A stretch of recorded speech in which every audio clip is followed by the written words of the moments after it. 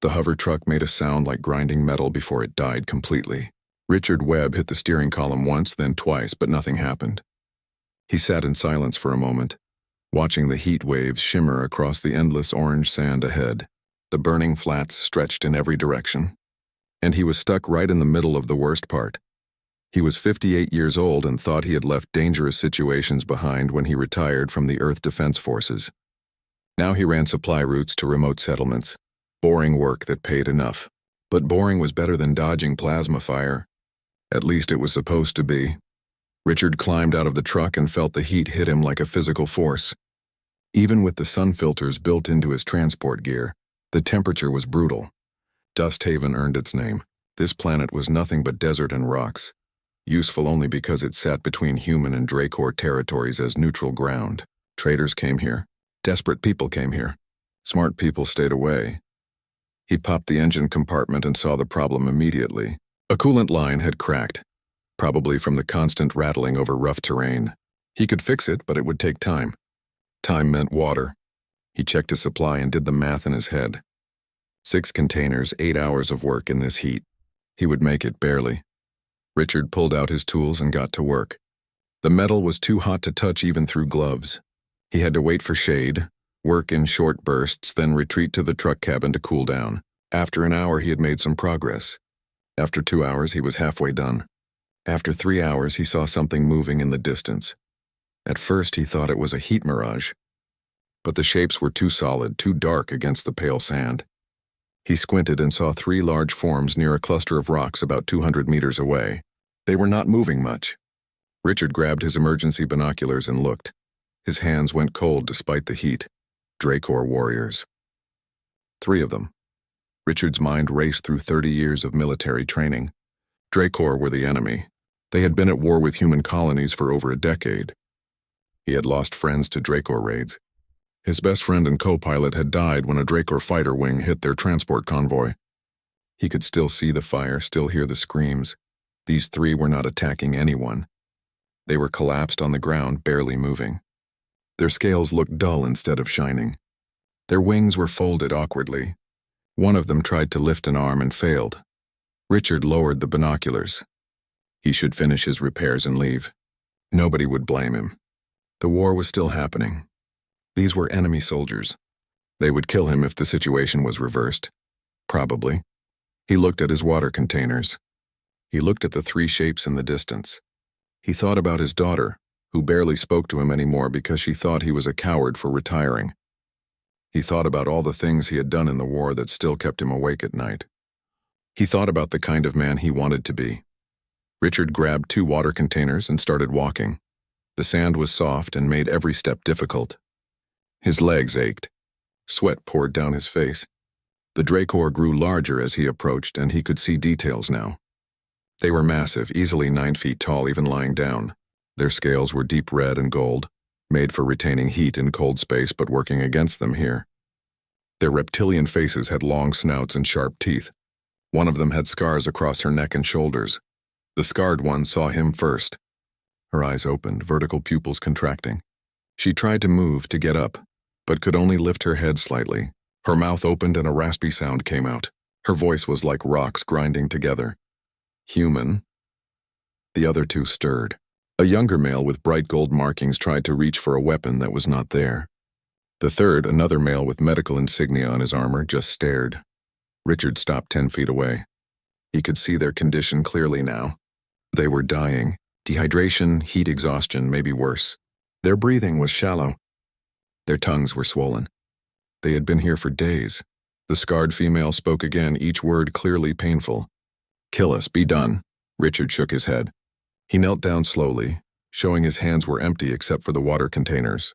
The 3 Dracor watched him like they were seeing something impossible. He opened the first container and held it out toward the female. She stared at it. The younger male hissed something in their language, angry sounds. The medic spoke softly, also in Dracor tongue. The female looked from the water to Richard's face and back again. "Poison?" "Just water," Richard said. "You need it more than I do right now." She did not move for a long moment. Then slowly, painfully, she reached out with a clawed hand and took the container. She sniffed it, hesitated, then drank. Not small sips, but deep gulps. When she lowered the container, her eyes were different. Less glazed, more aware. She passed the container to the medic, who drank next. Then the young male, who drank but never took his eyes off Richard. Richard opened the second container and set it down within their reach. The female drank again, more controlled this time. Color was returning to her scales. The medic was checking his companions, professional instincts taking over. The young male spoke in broken human language. Why do this? Richard sat back on his heels. He was tired. The walk had taken more out of him than he expected. Because you were thirsty. The female studied him with intelligent eyes. You are soldier, I see it. We are enemy. I was a soldier, Richard said. 30 years. Transport pilot. Lost a lot of friends to your people. Then why? The medic asked, his human words clearer. Richard looked at the empty desert around them. I saw 3 warriors dying of thirst. I had water. Seemed simple. The female made a sound that might have been a laugh or a cough. Simple. Nothing is simple between our peoples. Maybe it should be, Richard said. They sat in silence for a while. The Dracor drank more water. Strength was returning to them gradually. The medic pulled out some kind of device and scanned his companions, then offered it toward Richard. Richard shook his head. Keep it. I need to finish fixing my truck. The female sat up straighter. Your vehicle is broken? Coolant line. I can fix it. How long will you survive in this heat with reduced water? Richard did not answer. The medic and the young male exchanged looks. The female pulled something from her belt, a small metallic device. She pressed it and a high-pitched tone sounded. What was that? Richard asked. Emergency beacon. Our people will come. She looked at him steadily. You saved our lives. By our laws, we owe flame debt. You will not die in this desert. In the distance, dust clouds were rising. Something was coming fast. Multiple vehicles, by the look of it. The female struggled to her feet and the other 2 helped her stand. They were still weak but recovering. You should go, the young male said. When they arrive, if you are here, I stay, the female interrupted. He stays under my protection. I am Commander Drath of the 8th Flame Wing. These are Sergeant Vorn and Lieutenant Cass. You gave us life when you could have left us to die. That means something. Richard stood up slowly. The dust clouds were getting closer. He could see ships now, military craft moving fast. His heart was pounding, but he had made his choice in the desert. He would see it through. Richard Webb, he said. Retired transport pilot. Current supply runner. Drath nodded once. Well, Richard Webb, you are about to meet more of my people. I hope your kindness extends to being patient with them. They will not understand what you did here. Not at first. The ships were landing now, sending up massive clouds of sand. Armed Dracor warriors poured out, weapons ready.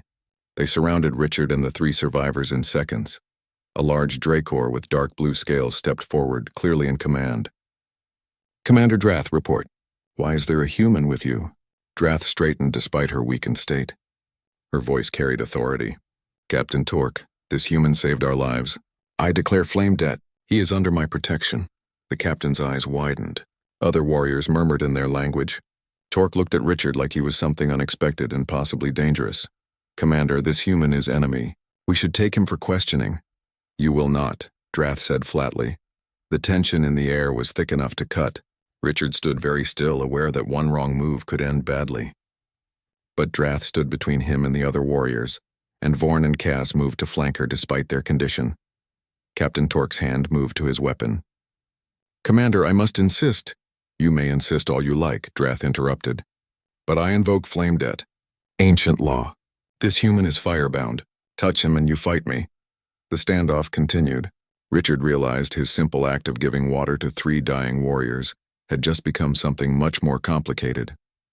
The desert wind blew across the sand, and somewhere above, more ships were incoming. Whatever happened next, nothing would be simple anymore. 4 more ships descended through the dust clouds while Captain Torque stood frozen in indecision. The largest vessel touched down with precision that spoke of military discipline, and when its ramp lowered, every Dracor warrior present snapped to attention. Even Torque straightened, his earlier aggression draining away. A Dracor even larger than the others emerged from the ship. His scales were deep crimson with silver edges marked by countless scars. He moved with the careful grace of someone who had survived more battles than most warriors ever saw. His eyes swept across the scene and settled on Drath. "Commander Drath, explain." Drath's voice remained steady despite her obvious exhaustion. "Hi, Commander Skrell. Our reconnaissance ship crashed 4 days ago. Navigation failure. We activated distress beacon, but it malfunctioned. We survived the crash, but not the desert conditions. This human found us dying of dehydration and gave us his water supply. He saved our lives. I have declared flame debt." Skrell's gaze moved to Richard, studying him the way a scientist might examine an interesting specimen. "A human. Our enemy. And you gave them water?" "Yes, sir," Richard said, unsure if the honorific translated properly. "Why?" Richard was getting tired of that question. "Because they needed it. You did not think they might kill you once recovered?" Thought crossed my mind. "Did it anyway." Skrell made a rumbling sound deep in his chest. "Captain Torque, escort Commander Drath and her team to Medical Bay. Lieutenant Cass, I want full report on your condition and the crash details. Move." Torque looked like he wanted to argue, but simply gestured to his warriors. They helped Drath, Vorn, and Cass toward one of the ships.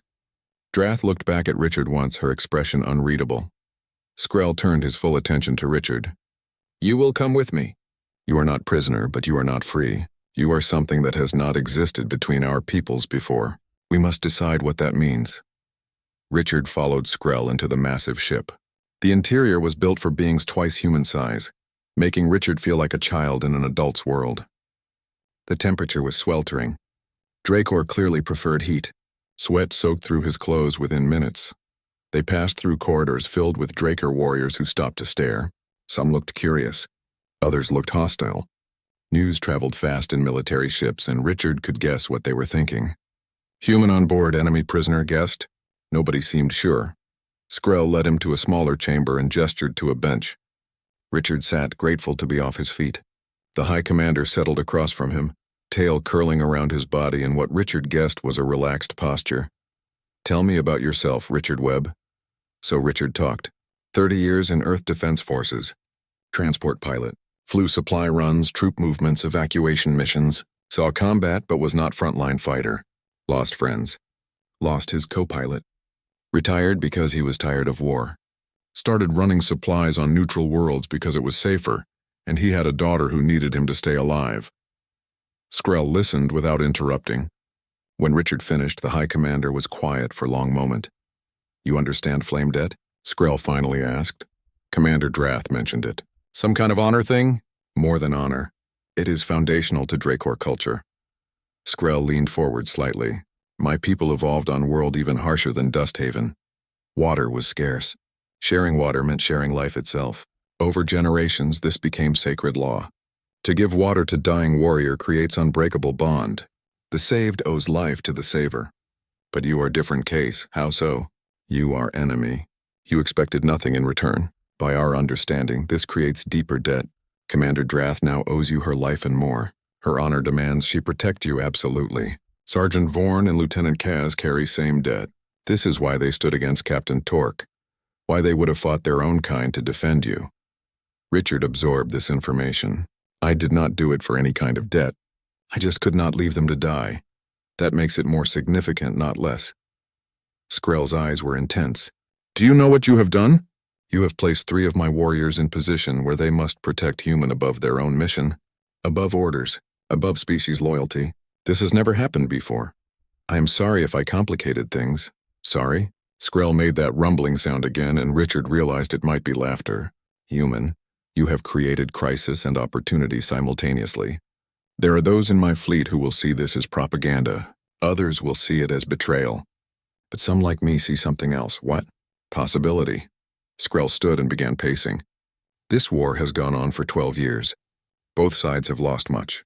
My people fight because we believed humans would destroy us if we showed weakness.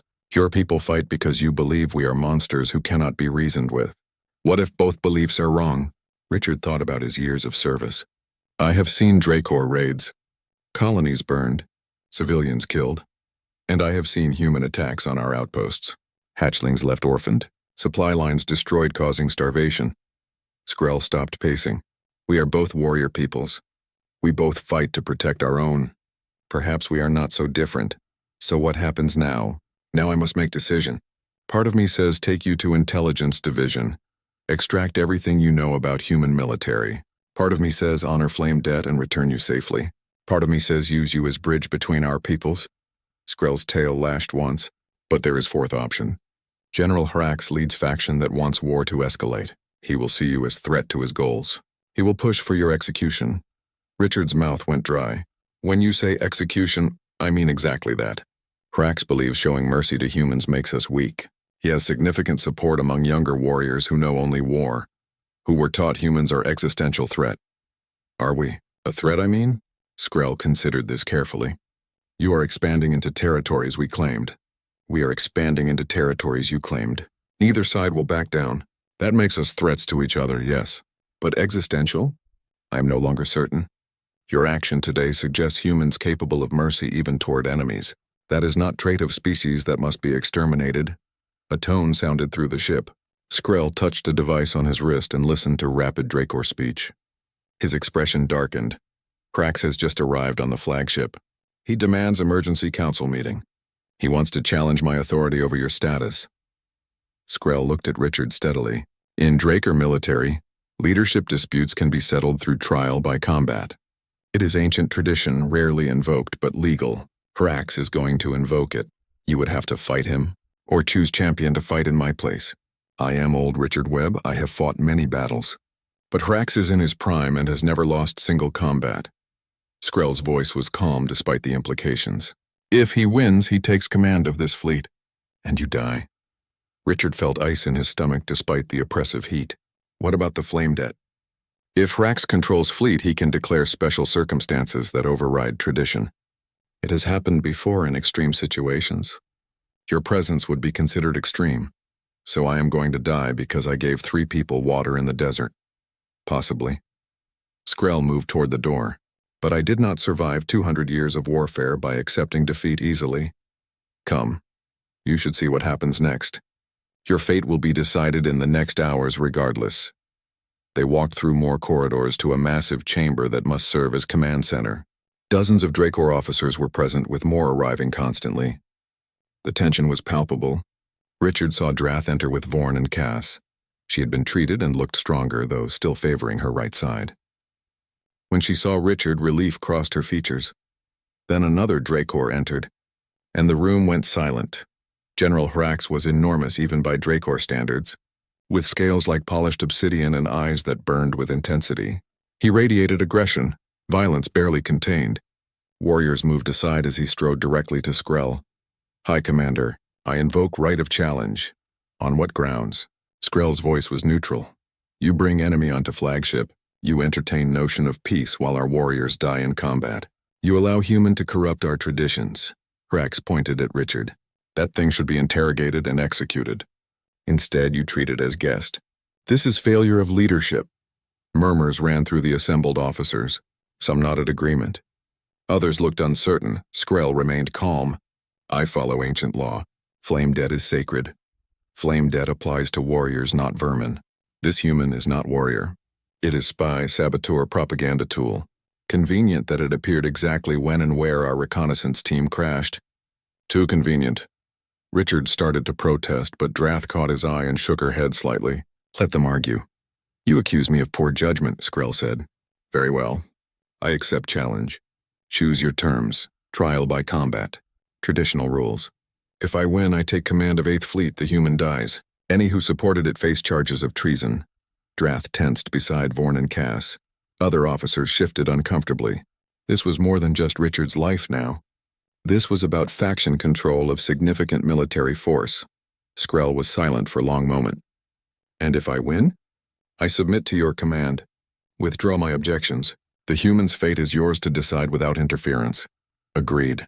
But I am old, Hrax, you know this. I invoke right to champion. Hrax smiled, showing many sharp teeth. Of course. Who will fight for you, old one? Who will risk death for human and failed leader? The chamber went absolutely silent. Every eye turned to Skrell, waiting to see who he would choose. Richard barely breathed. Then Drath stepped forward. I will fight. Hrax laughed, harsh sound like stones breaking. You are wounded. You are weak from desert exposure. You could barely stand hour ago. I carry Flame Debt, Drath said firmly. My honor demands I protect the one who saved me. I will fight as High Commander's champion. You will die, Hrax said flatly. Perhaps, but I will fight. Hrax's eyes gleamed with satisfaction. Excellent. I accept Commander Drath as Skrell's champion, but I too choose champion. He gestured toward the entrance. Gorth, come forward. A Draker even larger than Hrax entered the chamber. Gorth was covered in scars, his scales dark gray like stone, his movements predatory. Richard had seen many warriors in his years, but this one radiated pure violence. Vorn whispered to Richard, translating unnecessarily. Gorth has killed 17 opponents in single combat. He has never been defeated. Drath looked at Gorth without flinching, but Richard saw her hand touch her wounded side briefly. She was not at full strength. Everyone in the room knew it. Skrell spoke formally. Trial by combat is accepted. It will take place in ceremonial arena within the hour. All senior officers will attend. The winner's commander takes control of fleet and decides humans' fate. This is witnessed and binding. Hrax nodded once and left, Gorth following like a living weapon. Most of the other officers filed out, talking in low voices. Richard, Drath, Vorn, Cass, and Skrell remained. Richard looked at Drath. You do not have to do this.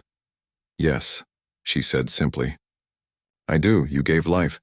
I protect life. This is flame debt. This is honor. You are going to die for someone you met few hours ago. Drath's eyes met his. You were willing to die of thirst for someone you met few minutes ago. Do not question my choice when you made same one. Richard had no answer for that. He had given water because it was right thing to do. Drath would fight because it was right thing to do. They were not so different after all. Skrell placed a clawed hand on Drath's shoulder. You do not have to win. You only have to fight with honor. That will be enough. Drath nodded once. I will fight with everything I have. They had less than an hour before the combat would begin. Richard realized his simple act of mercy in the desert had spiraled into something vast and complex. A warrior was about to risk her life because he had given water to dying strangers. He thought about his daughter, who called him coward. He wondered what she would think of this. He wondered if he would live long enough to tell her. The ceremonial arena was ancient by Dracor standards, built into the heart of the flagship when it was first commissioned decades ago. Richard stood in the observation gallery behind reinforced glass that still radiated heat like an oven. The arena floor far below glowed orange-red, heated to temperatures that would kill a human in minutes. This was where Dracor settled matters of honor in the traditional way. Cass stood beside Richard, having insisted on explaining what was about to happen. Vorn paced nearby, wings twitching with agitation. Through the glass, Richard could see the arena filling with Dracor warriors, hundreds of them, coming to witness the combat that would decide so much. The heat is part of the test. Cass explained quietly. Combat in our ancestral conditions. Only the strongest survive. Drath is tough, experienced, tactical, but Gorth is perfect warrior. Bigger, stronger, faster. And Drath is still recovering from the desert. Her reserves are low. Can she win? Richard asked, though he feared the answer. Cass hesitated too long before responding. She can fight with honor. That is what matters. Below, 2 entrances opened on opposite sides of the arena. Drath emerged from one, and even from this distance Richard could see how she moved carefully, conserving energy. She wore minimal armor, traditional style for honor combat. In her hands she carried 2 curved blades that looked like extensions of her arms. From the opposite entrance came Gorth. The massive warrior dwarfed Drath, his dark scales absorbing the arena's glow. He carried a single heavy blade, the kind designed to crush through armor and bone in one strike. The crowd roared when he raised it high. High Commander Skrell descended to a judge's platform at arena's edge. His voice boomed through speakers, speaking in Dracor tongue. Cass translated in whisper. He recites the ancient laws. Combat until yield or death. No interference. Winner's commander takes fleet control. Loser's commander submits. He asks both warriors if they understand and accept terms.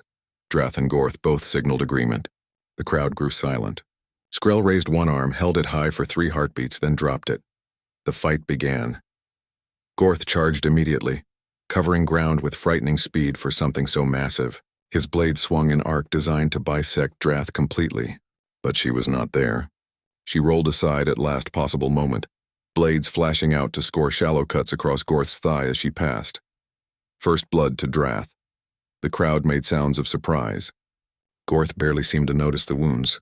He spun and attacked again, this time with series of strikes that drove Drath backward. She blocked and dodged, her smaller blades meeting his heavy weapon with precise angles that deflected rather than stopped his strikes. Fighting smart, using technique against strength. She cannot win by defense alone, Vorn muttered. She must hurt him badly or he will wear her down. Richard watched Drath move. Even injured, even exhausted, she fought with grace that spoke of decades of training. Every motion efficient, no wasted energy. She was buying time, studying Gorth's patterns, looking for weakness. Gorth seemed to realize this and changed tactics. Instead of powerful swings, he began using his size to control space, backing Drath toward the arena wall. Once trapped, her mobility advantage would vanish. Drath tried to circle away, but Gorth cut her off. His blade came down like hammer, and Drath barely raised her own weapons in time. The impact drove her to one knee. The crowd roared approval. Gorth raised his blade for killing blow. Drath exploded upward inside Gorth's guard, her blades crossing at his throat.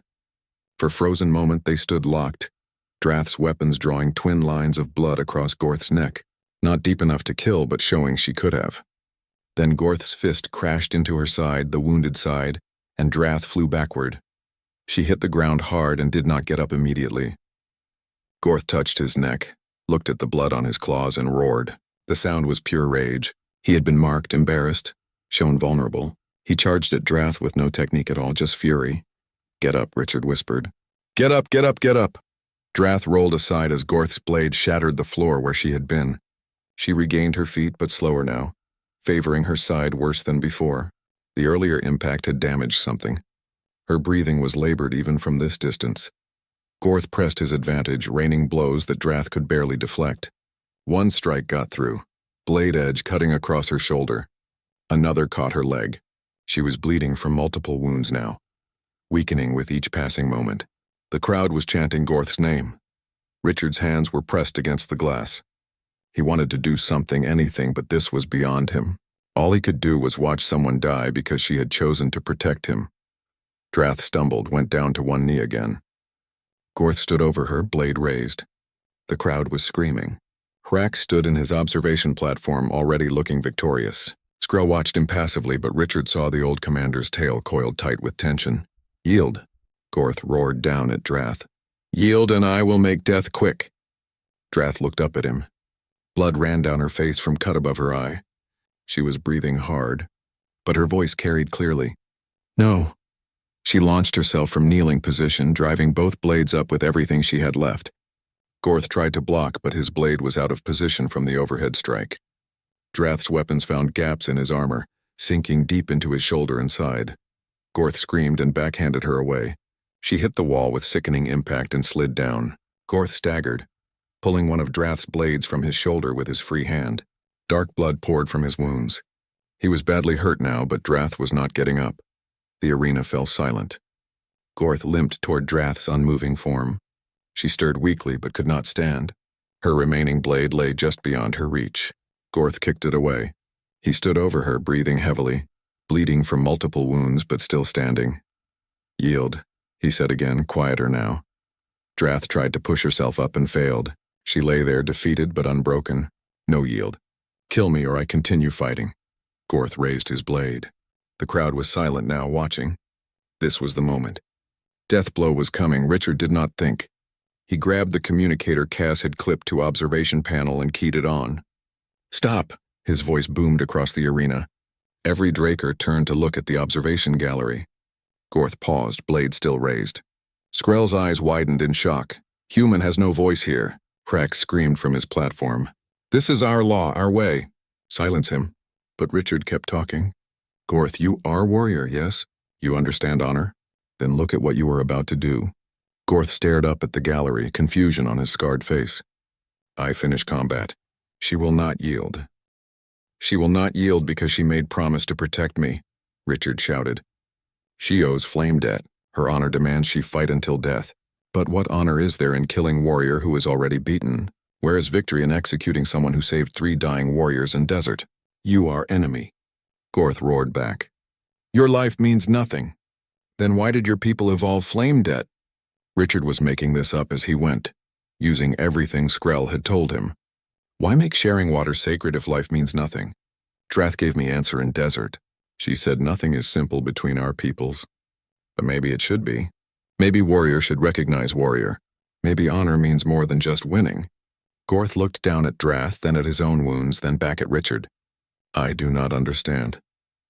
I gave water to dying enemies because leaving them to die was wrong, Richard said more quietly now.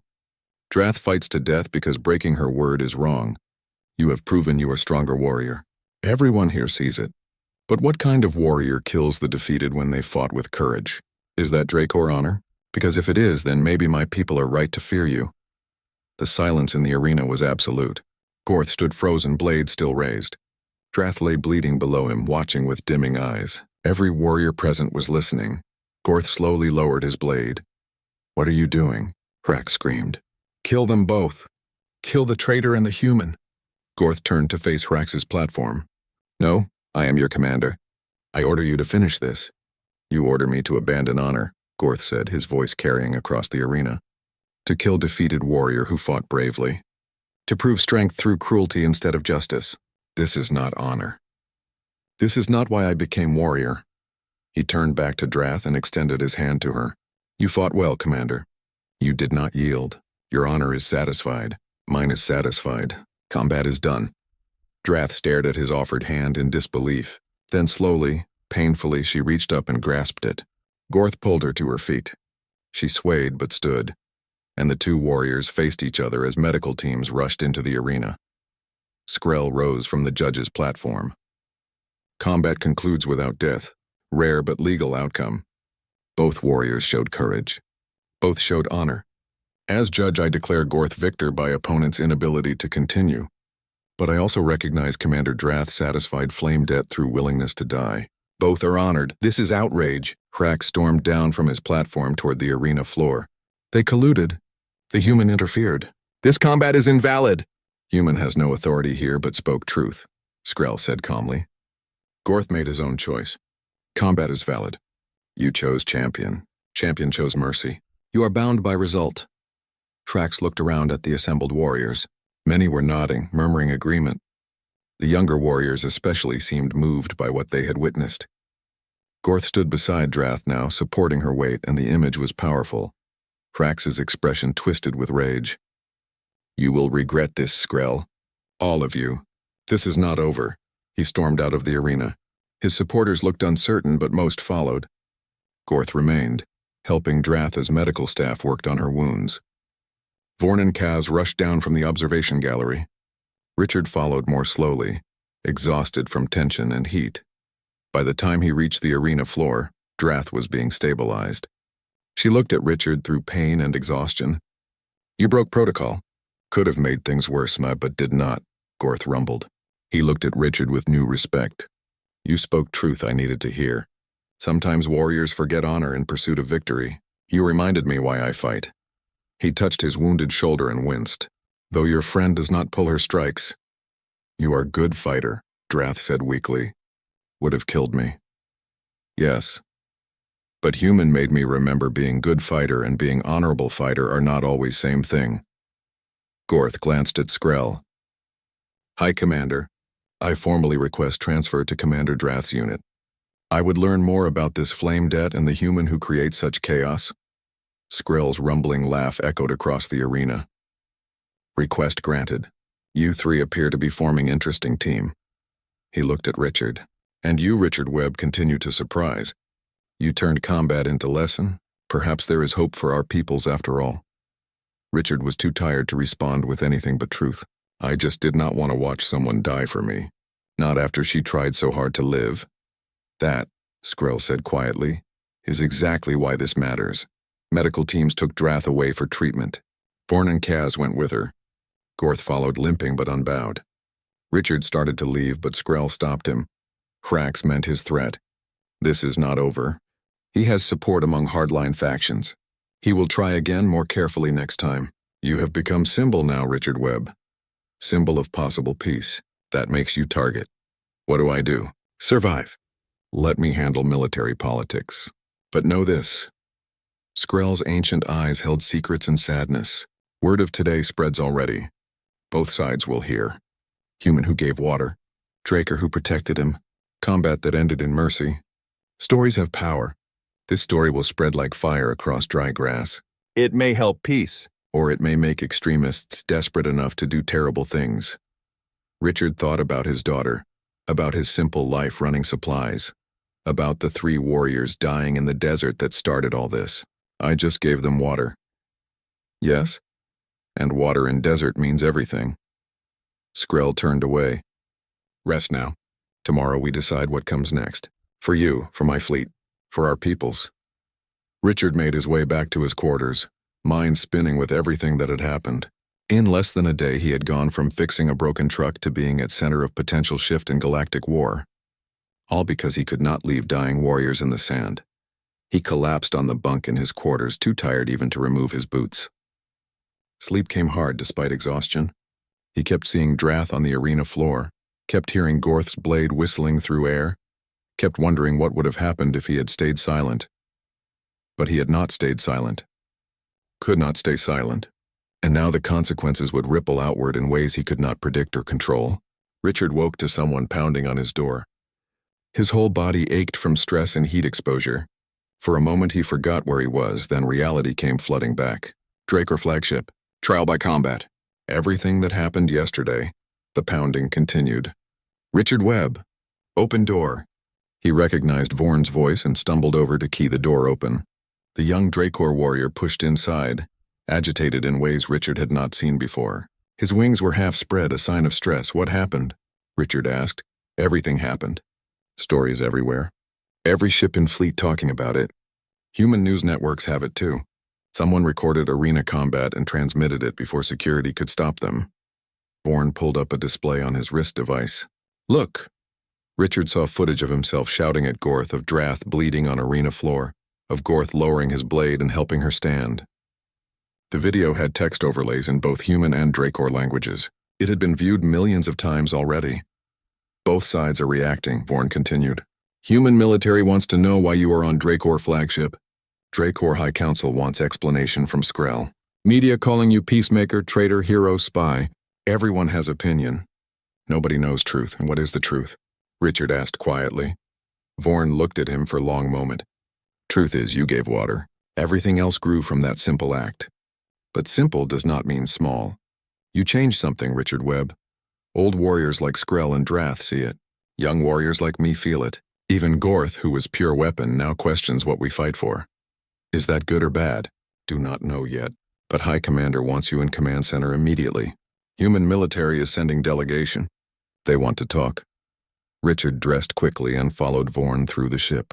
Draker warriors stared as they passed, but the hostility from before had shifted to something else. Curiosity, maybe, uncertainty. Some nodded respectfully. Others looked away, conflicted. The command center was chaos. Dozens of officers arguing. Screens showing tactical displays, communications coming in from every direction. Skrell stood at the center of it all. An island of calm in the storm. Drath was there too, heavily bandaged but on her feet. Gorth stood beside her like a bodyguard. Richard Webb, Skrell called. Come here. We have situation, Richard approached. A large screen showed a human warship, one of Earth Defense Force's heavy cruisers. The name on its hull read, Defiant Sky. That is Admiral Patricia Stone's flagship, Skrell explained. She commands human forces in this sector. She has requested direct communication. She specifically mentioned you by name. How does she know about me? The video spread to human networks within hours. Your face is now very recognizable. Skrell gestured to the screen. She wants negotiation. Face to face. On neutral ground. She offered the same space station where we met before the war started. Before everything went wrong. You trust her? Richard asked. I trust very little, but I also recognize opportunity when I see it. If she wants to talk, we should listen. You will come with us. Me? I am just a transport pilot. You are Symbol now, Drath said, her voice rough but clear. Both sides know your face. Know what you did? Your presence will matter more than any diplomat. An hour later, Richard found himself on a shuttle heading toward a space station that straddled the border between human and Dracor space. The station was ancient, built back when both species thought they could share the frontier. That optimism had died in fire and blood years ago. Now it sat empty except for automated systems. a monument to failed peace. The shuttle docked. Skrell led the delegation with Drath, Gorth, Vorn, Cass, and Richard behind him. As they entered the station, Richard saw human soldiers waiting on the other side of the docking bay. Their weapons were lowered but ready. The tension was immediate. A woman stepped forward from the human group. She wore Admiral's insignia and moved with confident authority. Her hair was gray, her face lined from years of command. When she saw Richard, surprise crossed her features. "Webb? Richard Webb? I thought you retired." Richard stared. "Admiral Stone? You know each other?" Skrell asked. "We served together 20 years ago," Stone said. "Different ships, same campaign. Webb flew the transport that evacuated my wounded Marines from station under heavy fire. Half my crew alive today because of him." She looked at Richard with mix of respect and confusion. "What are you doing on a Dracor flagship?" "Long story, Admiral. Well, we have time. Let us go somewhere we can talk without weapons pointed at each other." They moved to an observation lounge that overlooked the stars. Human and Dracor delegations sat on opposite sides of a large table. Richard ended up between them, literally and figuratively. Stone spoke first. "Hi, Commander Skrell. 3 days ago I would have said meaningful negotiation between our peoples was impossible. Then I saw a video of my former comrade giving water to your warriors in the desert. Saw your commander willing to die to protect him. Saw your champion choose mercy in combat. I want to understand what I witnessed." Skrell gestured to Richard. Perhaps he should explain. So Richard told the story again. Finding the dying Dracor, sharing his water, the flame debt. The challenge from Hrax, the arena combat. He kept it simple, factual. When he finished, Stone was quiet for a long moment. "That is either the most foolish thing I ever heard or the most brave."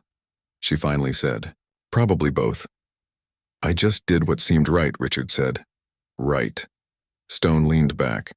"You know what started this war, Webb? Border dispute over 3 worthless systems. Neither side would back down because backing down meant showing weakness. Then someone fired first. We still do not know who. Probably does not matter anymore. 12 years later, we are both bleeding ourselves dry over pride and fear.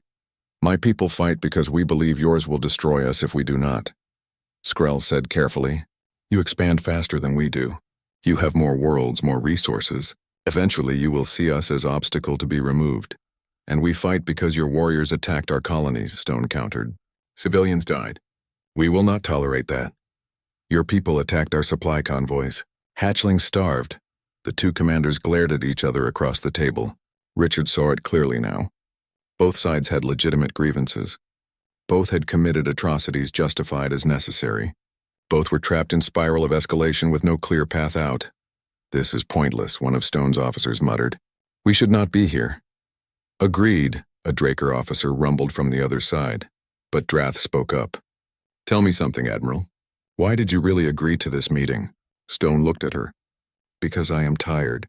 Tired of losing ships. Tired of sending condolence letters to families. Tired of ordering attacks knowing more will die.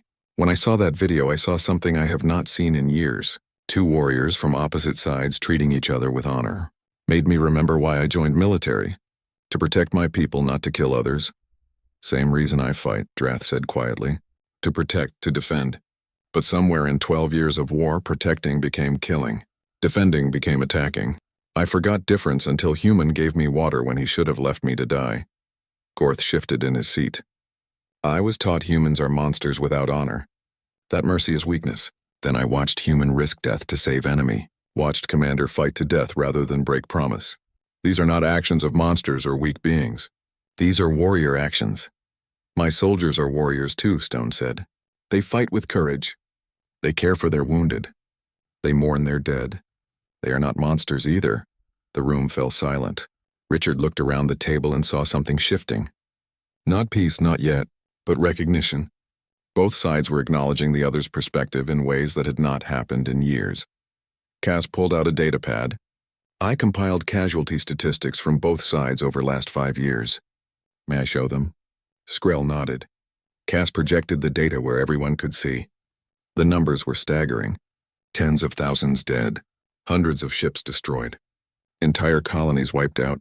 Resources exhausted. And the trajectory showed it only getting worse. "At current rate," Cass said quietly, "war will last another 20 years minimum. By then, both civilizations will be crippled. Neither will truly win. Both will lose everything that mattered. So what do you propose? Stone asked. Skrell looked at Drath, then at Richard, then back at Stone. Ceasefire immediate, pull back to defensive positions, prisoner exchanges, humanitarian corridors, then real negotiations about borders, trade, coexistence. My government will never agree, Stone said, but her voice lacked conviction. Mine neither, Skrell admitted. But governments follow where militaries lead. If we agree, if our fleets stand down, politicians will follow. They will claim credit and declare victory, but they will follow. You would risk your position for this? Stone asked. I saw the video. I know there are factions that want you removed. Yes, Skrell said simply, because continuing this war is greater risk. To my people, to yours, to everyone. Stone looked at her officers. They looked uncertain, but none objected. She turned back to Skrell. If we do this, extremists on both sides will call us traitors. They will try to sabotage any peace. Hrax will not be your only enemy. I know. That is why we need public support. Why the video matters. Ordinary soldiers, ordinary citizens, they are tired too. They want peace even if they do not say it out loud. We give them reason to hope. They will back us against extremists. This is insane, one of Stone's officers said. A week ago we were killing each other. Now we are talking peace because one man gave some water? Yes, Richard said, speaking up for the first time in a while. Because that one act reminded everyone that enemies are still people. That warriors can respect warriors even across battle lines. That honor matters more than pride. If we can see that, others can too. Stone drummed her fingers on the table, thinking. Finally she nodded. All right. I will take this to my superiors. Recommend ceasefire negotiations. But I need guarantee from you, High Commander. Your word that your fleet will honor ceasefire if it is agreed. You have it, Skrell said. On my honor as warrior and commander. The two leaders stood and faced each other across the table. Slowly, carefully, they extended their hands. Stone's small human hand grasped Skrell's massive clawed one. The image was powerful, and Richard knew someone was recording it. Good. Let both sides see their leaders choosing peace. The meeting continued for hours, working out logistics, communication protocols, verification methods, neutral zones for prisoner exchanges. It was tedious, complex work. But it was also the foundation of something that had not existed in 12 years. Hope. As the meeting finally broke up, Stone pulled Richard aside. You know this will not be easy. Extremists will push back hard. They might try to kill you, kill Skrell, kill anyone associated with peace. I know, Richard said, but I did not give those warriors water just to watch the war continue. If there is chance to end this, we have to try. Stone smiled grimly. You always were stubborn. That is why you survived when so many others did not. She glanced at Drath and Gorth, who were waiting for Richard. You have strange friends now, Webb, but good ones, I think. Watch each other's backs. You will need to. The human and Dracor delegations departed separately, but the atmosphere had changed. There was still distrust, still caution, but also possibility. Richard returned to the shuttle with his Dracor companions, exhausted but cautiously optimistic. Do you think it will work? Vorn asked. I do not know, Richard admitted, but for the first time in years, we are trying something other than killing each other. That has to count for something. Drath touched his shoulder gently. Thank you, Richard Webb, for water, for honor, for reminding us what we fight for. I could say same to you, Richard replied. As the shuttle returned to the flagship, Richard looked out at the stars and thought about his daughter. He hoped she was watching the news, hoped she saw what happened here, hoped she understood that walking away from war did not make him a coward. Sometimes the bravest thing was finding another way. His communicator buzzed. Message from unknown sender. He opened it and his blood went cold. We have your daughter. If you want to see her alive, you will denounce the Dracor as monsters. You have 24 hours. Tell anyone and she dies. The message included a photo. His daughter, tied to a chair, terror in her eyes. Behind her stood armed figures in unmarked uniforms. Richard's hands shook.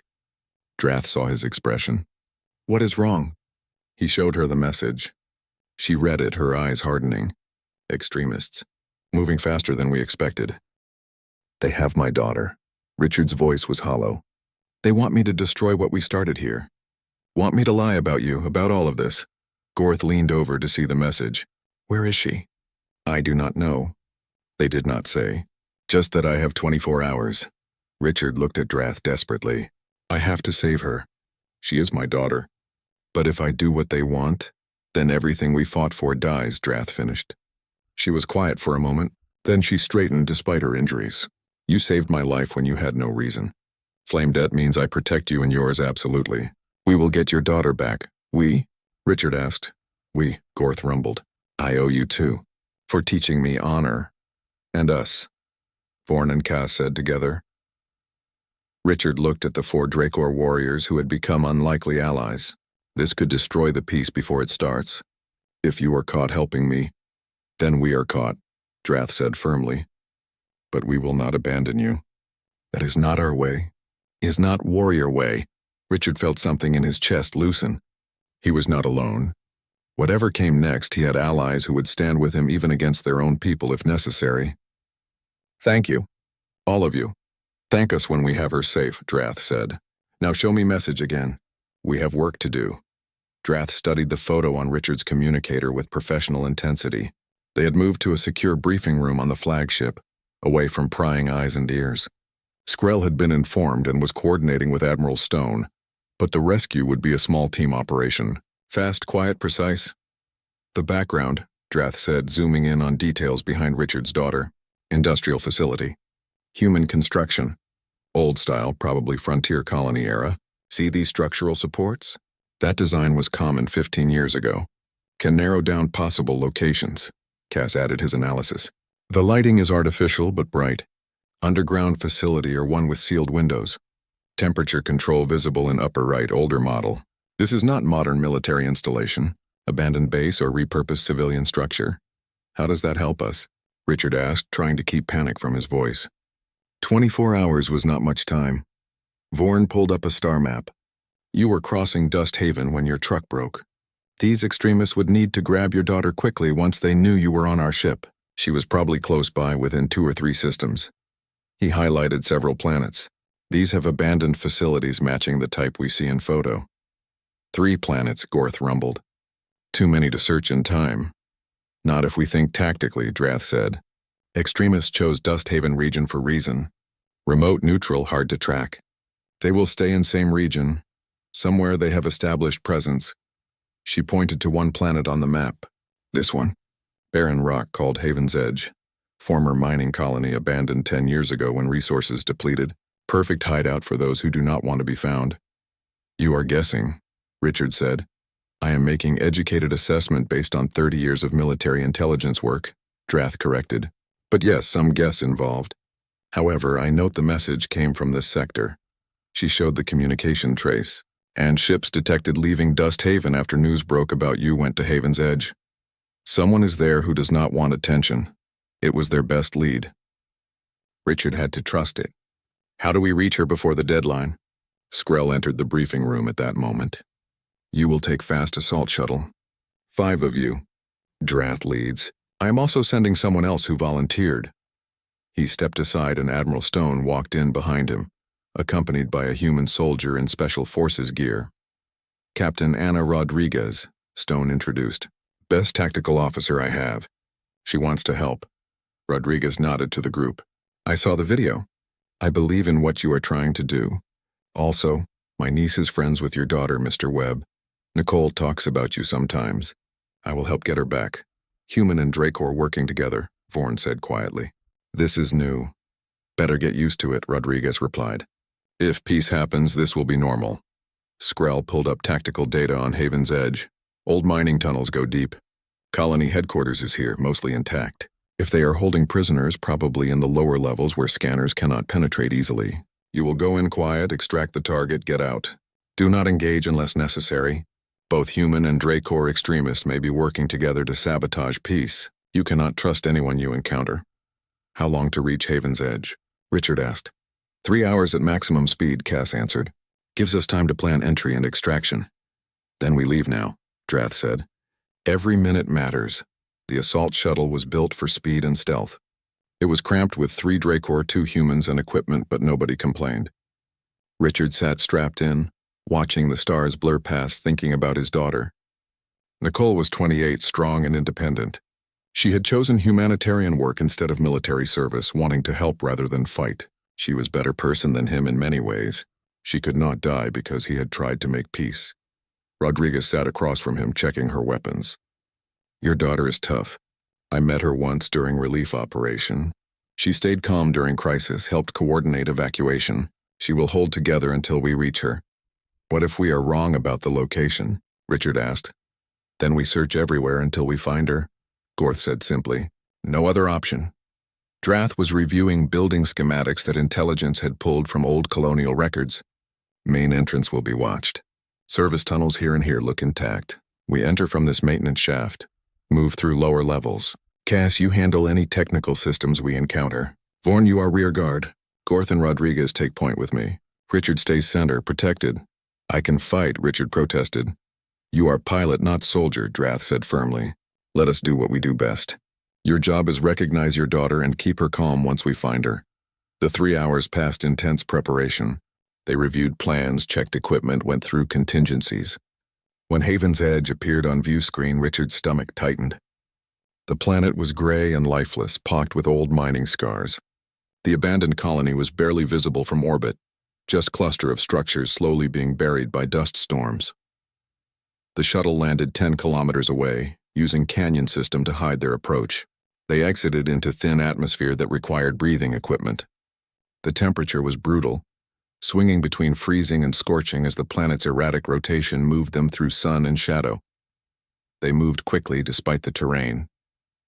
Draker were surprisingly graceful for their size, and Rodriguez kept pace easily. Richard struggled but pushed through. After an hour of hard travel, they reached the colony perimeter. Sensors detect active power source in main building, Cass reported quietly. Also heat signatures. At least 20 individuals, maybe more. Too many for small extraction team, Rodriguez muttered. This is going to get messy. Then we are smart about it, Drath said. Cass, can you access their systems remotely? Probably. Colonial networks were never very secure. Give me a moment. Cass pulled out a portable interface and started working. After several minutes, he nodded. I am in. Cameras, door locks, environmental controls, all accessible. I can cause distractions if needed. Do it. Create distraction at north end of complex. Make them think intruders coming from that direction. We enter from the south maintenance shaft while they are focused elsewhere. Cass worked his technical skills. Lights started flickering in the northern section. Alarms sounded.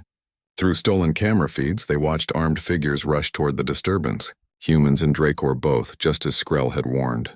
Extremists from both sides working together. Moving now, Drath whispered into her comm. They crossed open ground and reached the maintenance shaft. It was sealed but old, and Gorth simply tore the door off its hinges with minimal noise. They descended into darkness, switching to night vision. The tunnels were exactly as the schematics showed, dusty and abandoned but structurally sound. Kaz guided them through the maze using the camera system. They avoided patrols, slipping through shadows. Richard's heart pounded so hard he thought everyone could hear it. They moved deeper, following heat signatures that Cass had isolated as likely prisoner locations. Finally, they reached a heavy door marked as former storage area. 2 guards stood outside, 1 human and 1 Dracor. Both were armed. Rodriguez and Gorth moved simultaneously. Rodriguez's stun weapon dropped the human before he could react. Gorth grabbed the Dracor and slammed him against the wall hard enough to knock him unconscious. The whole thing took 3 seconds. Kaz opened the door lock. Inside was a large room converted to makeshift prison. 5 people were tied to chairs. Richard saw his daughter immediately. Nicole. She looked up, eyes widening. Dad? What are you? Then she saw the Dracor warriors and terror crossed her face. It is all right. Richard rushed to her, working on her restraints. They are with me. They are here to help. They are the enemy, one of the other prisoners hissed. This is a trick. No trick, Rodriguez said, freeing another prisoner. We are getting you all out. This is rescue operation, Drath explained quietly. We do not have much time. Can you walk? Nicole nodded, rubbing her wrists where the restraints had chafed. She looked at Richard with confusion and fear and relief all mixed together. I saw the videos, the news reports. I did not understand. Later, Richard said. Right now we run. They freed all 5 prisoners. 2 were researchers, 1 was a traitor, 1 was a young soldier. All had been grabbed by extremists for various reasons. All were shocked to see human and Dracor working together. Exit route is compromised, Cass said urgently, checking his feeds. They discovered the unconscious guards. They know we are here. Multiple teams converging on this location. Alternate route? Drath asked. Mining tunnels extend beyond Colony. They lead to old extraction sites. Rough terrain but unguarded. Problem is they are partially collapsed. Better than fighting 20 armed extremists, Rodriguez said. Lead the way. They moved fast, Cass directing through his interface. Behind them, shouts and weapon fire echoed. The extremists were searching systematically. Gorth carried one of the researchers who could not keep pace. Vorn covered their rear, watching for pursuit. They reached the mining tunnels. The passages were narrow, forcing the large Dracor to move carefully. Water dripped from somewhere, and the air smelled of rust and decay. Richard helped Nicole navigate the rough footing, supporting her when she stumbled. I still do not understand, she whispered. Why are they helping us? Because I helped them first, Richard said. Long story. But these warriors are not our enemies, Nicole. They never should have been. Weapon fire erupted behind them. The extremists had found the tunnel entrance. Energy bolts flashed in the darkness, striking stone and creating deadly ricochets. Vorn returned fire, his weapon lighting the tunnel like lightning. Move faster, Drath ordered. They ran through the maze of passages. Cass directed them through intersections, around collapses, always moving toward the extraction site where their shuttle waited. But the extremists were gaining, more familiar with the tunnel system. A blast struck near Richard and stone fragments cut his face. Nicole cried out. Gorth turned back, laying down suppressing fire that forced their pursuers to take cover. There, Cass pointed. Exit is 50 meters ahead. They burst out of the tunnel into harsh daylight. The shuttle was visible across open ground. But so were 3 vehicles, armed extremists pouring out. They were surrounded, caught between pursuers from the tunnel and enemies ahead. This is bad, Rodriguez said, checking her ammunition. Then the sky above them filled with ships, Draker and human vessels, dozens of them, descending rapidly. Admiral Stone's voice came over the emergency frequency. All hostile forces, stand down immediately. You are surrounded. Drop weapons or we will fire. The extremists looked up at the overwhelming force above them. Some dropped weapons immediately. Others hesitated. A Draker extremist raised his weapon toward the rescued prisoners, rage on his face. Drath shot him before he could fire. War is over. Accept it.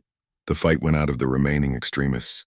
They surrendered, and Marines from both sides moved in to take them into custody. Richard sagged with relief, holding Nicole close. You came for me, she whispered. With them. With Draker warriors, they insisted, Richard said. Flame debt. It means they protect me and mine, absolutely. I gave them water. They risked everything to save you. Nicole looked at Drath, at Gorth, at Vorn, and Cass. Thank you. I do not understand this yet, but thank you for saving me. Drath inclined her head. Your father saved us first. We simply honored the debt. That is what warriors do. Admiral Stone and High Commander Skrell landed together, showing unified command. They took custody of the extremist prisoners from both sides, already coordinating investigation and trials. Stone approached Richard. Your daughter is safe. The extremists are captured. Their plan to sabotage peace has failed. What happens now? Richard asked. Skrell answered. Now we show both our peoples what cooperation looks like. Human and Dracor forces working together to stop extremists from both sides, protecting innocents. This rescue will be reported widely. It reinforces the message that peace is possible. We use you again, Richard Webb, Drath said with something that might have been humor. You become symbol whether you want it or not. Nicole looked at her father with new understanding. They called you a coward when you retired. I called you that too sometimes. I was wrong. This took more courage than any battle. I just did what was right, Richard said, the same answer he had given before. Yes, Nicole agreed. That is what makes it brave. The rescued prisoners were loaded onto medical shuttles. Richard and Nicole went together, but not before Richard clasped arms with each of his Dracor companions. Drath, Gorth, Vorn, Cass. They had become more than allies. They had become something neither human nor Dracor had words for yet. Friends across the species divide. As the shuttle lifted off, carrying them to safety, Richard watched the ships below. Human and Dracor vessels side by side, coordinating, working together. It was a small step. There would be many challenges ahead. But it was a beginning. Nicole leaned against his shoulder. Tell me the whole story. From the beginning. I want to understand how we got here. So Richard told her about the desert, about dying warriors, about sharing water when any sane person would have walked away. He told her about flame debt and honor, about combat that ended in mercy, about enemies who chose to see each other as warriors worthy of respect. Nicole listened to it all. When he finished, she was quiet for a long time. Finally, she spoke. The water you gave them in the desert. How much was it? 2 containers. Maybe 3 liters total. 3 liters of water, Nicole said softly. That is what shifted an entire war. Richard thought about everything that had happened, all the consequences that rippled from one simple act. Not the water itself. What it represented. Compassion across division. Mercy when vengeance was expected. Recognition that enemies are still people. Those things shifted the war. The water just started it. Will the peace hold? Nicole asked. I do not know, Richard admitted. There will be more extremists, more challenges. Both sides have suffered too much to forgive easily. But we proved something these last few days. We proved it is possible, that warriors from opposite sides can work together, that honor and courage exist independent of species, that we can choose to build instead of destroy. You really believe that? Richard thought about Drath standing in the arena, refusing to yield. About Gorth choosing mercy over victory. About Vorn and Kaz risking everything for someone they barely knew. About Rodriguez joining a rescue mission to prove cooperation was possible. About Admiral Stone and High Commander Skrell shaking hands across a table. Yes, he said, I really do. Nicole smiled, really smiled, for the first time since the rescue. Then maybe there is hope after all. The shuttle continued toward the fleet, toward safety, toward an uncertain but possible future. Behind them, on Haven's edge, the extremists were being taken into custody. Their plan had failed. The peace would continue, fragile but growing stronger. And it all started with a thirsty veteran who gave water to dying warriors in a desert, simply because it was the right thing to do. 6 months passed like water flowing through desert sand, changing everything it touched. Richard stood at the dedication ceremony on Dust Haven, right where his truck had broken down all those months ago. The burning flats looked the same, endless orange sand and merciless heat, but everything else was different. A monument rose from the sand now 20 feet tall. It showed a human figure handing water to 3 Dracor warriors. The sculptor had captured the moment perfectly, the hesitation and hope, the desperation and dignity. Plaques in both languages told the story simply. No embellishment needed. Just the truth of what happened here. Hundreds of people attended the dedication. Human and Dracor, military and civilian, standing together under awnings that protected them from the brutal sun. Media from both species recorded everything. This was more than just a monument. It was a symbol of what they were building together. Admiral Stone spoke first, her voice carrying across the assembled crowd. 6 months ago, war between our peoples seemed eternal. We had forgotten why it started, only knew that it continued. Hatred had become habit. Then one man chose compassion over indifference, and everything changed. She gestured to Richard, who stood with Nicole beside him. He still was not comfortable with the attention, but he had learned to accept it. His daughter squeezed his hand supportively. Richard Webb reminded us that enemies are still people, Stone continued, that warriors can respect warriors across battle lines, that sometimes the bravest thing is not to fight but to reach out your hand in peace. 3 Dracor warriors lived because of his choice. Thousands more, human and Dracor both, lived because of what came after. High Commander Skrell stepped forward next. The ancient warrior looked older now, wearier but satisfied. The peace process had been brutal on him politically. He had faced 3 more challenges to his command. Each time he had prevailed, but barely. The Dracor military was still divided. My people have saying, Skrell said in heavily accented human language, still learning but determined to speak directly to both sides. Fire test metal. War tests warrior. Peace tests civilization. We are being tested now, all of us. Some want return to war. Some cannot let go of hate. But more each day choose different path. Choose what Richard Webb showed us possible. He turned to the monument. This stone will stand for generations. Let it remind future that peace began with simple act. Human gave water. Dracor protected human. Together they proved cooperation stronger than conflict. The formal speeches continued. Politicians from both sides claimed credit and made promises. Richard barely listened. He was watching the crowd instead, seeing human soldiers talking casually with Dracor warriors. Civilian contractors from both species comparing notes on reconstruction projects, children, human and Dracor, playing together without fear or hatred. It was not perfect. There were still incidents. Last month, a Dracor extremist had attacked human diplomatic transport. 2 weeks ago, human radicals had bombed a joint military facility. Both sides had extremists who would rather see everyone burn than accept peace. But each incident brought stronger condemnation from the majority. Each attack strengthened resolve to make peace work. After the ceremony, Richard walked out to the exact spot where he had found Drath, Vorn, and Kaz dying in the sand. The location was marked now with simple stone. He knelt there, touching the hot sand, remembering. "Still processing it all?" a familiar voice asked. Richard turned to see Drath approaching with Gorth, Vorn, and Kaz behind her. She walked without limp now, her injuries fully healed. She wore new uniform marking her as ambassador. Formal position bridging military and diplomatic corps. It suited her. "Just remembering how terrified I was," Richard admitted. "Walking out here with my water having no idea what would happen. I remember being certain you were going to kill us," Drath said, settling onto the sand beside him. The heat did not bother her. "Thought you were going to make it quick or let us suffer. Never imagined you would help." "Why not?" Nicole asked. She had joined them, always wanting to understand more about the events that had changed her father from retired pilot to reluctant peacemaker. "Because we were at war," Cass answered. "Because helping enemy makes no tactical sense. Because compassion toward opponent is weakness in military thinking." "Was weakness," Vorn corrected. "Now we train differently. Both sides.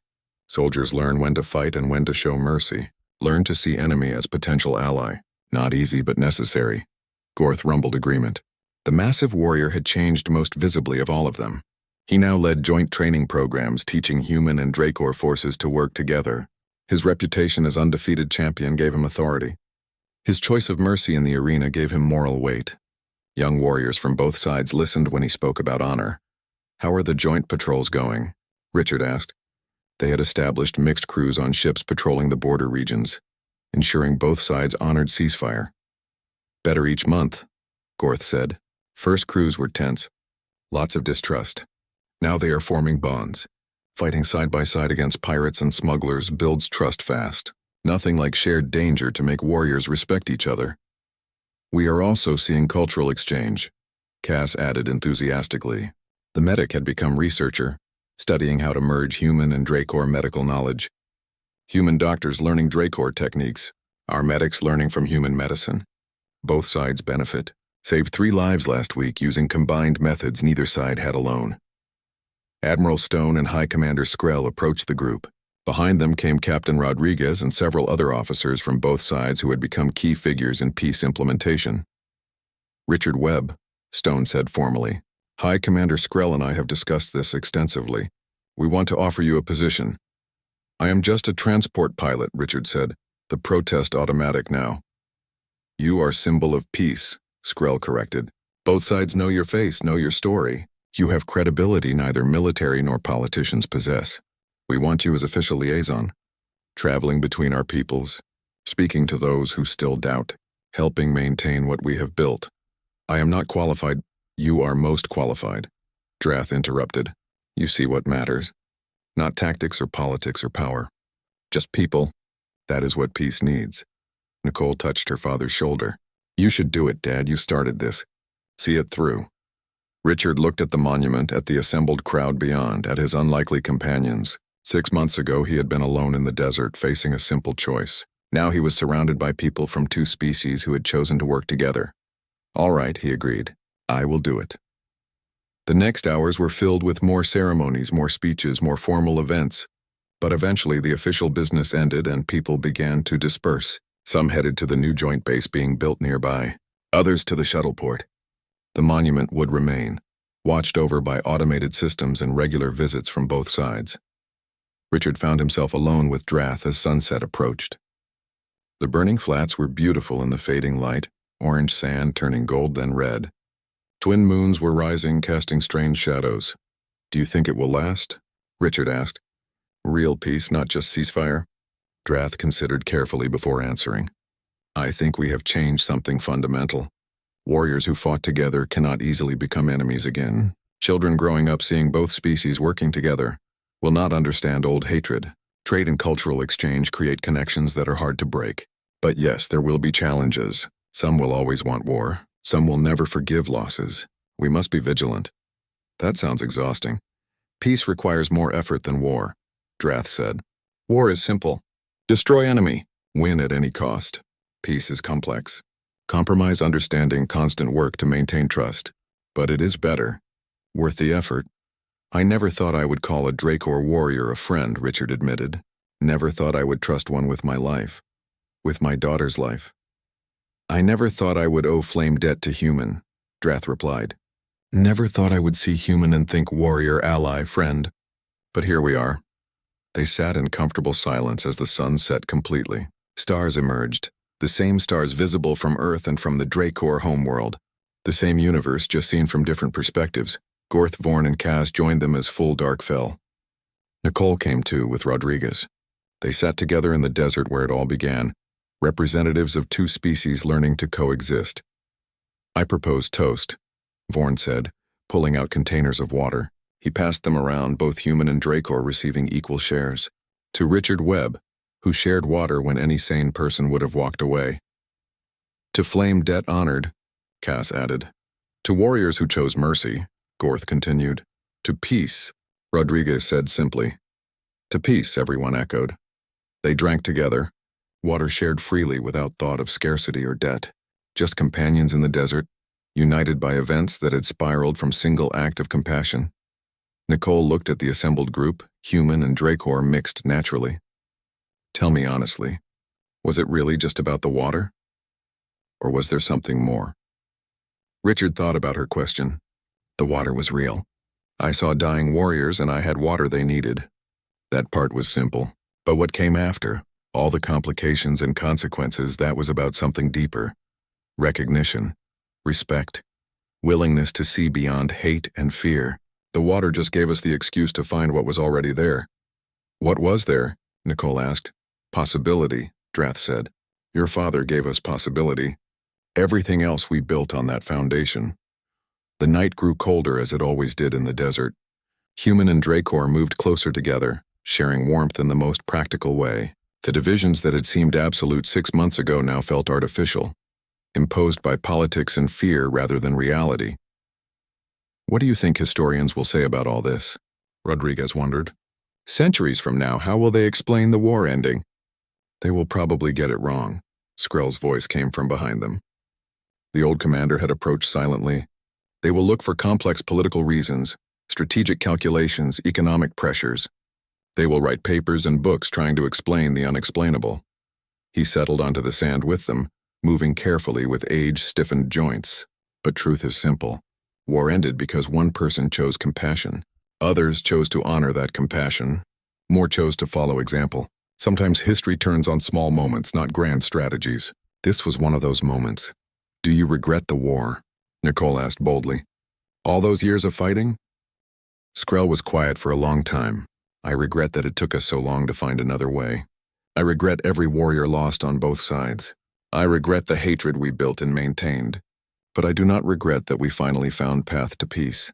Better late than never, as humans say. We say that too, Cass noted. Interesting how similar our peoples are when we look past the surface. That is what extremists fear most, Admiral Stone said, joining the group.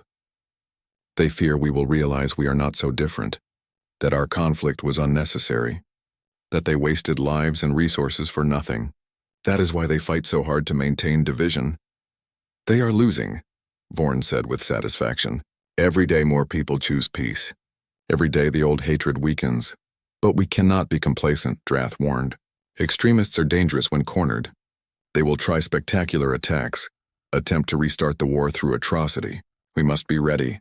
We will be, Gorth promised. Together. That is what makes us stronger now.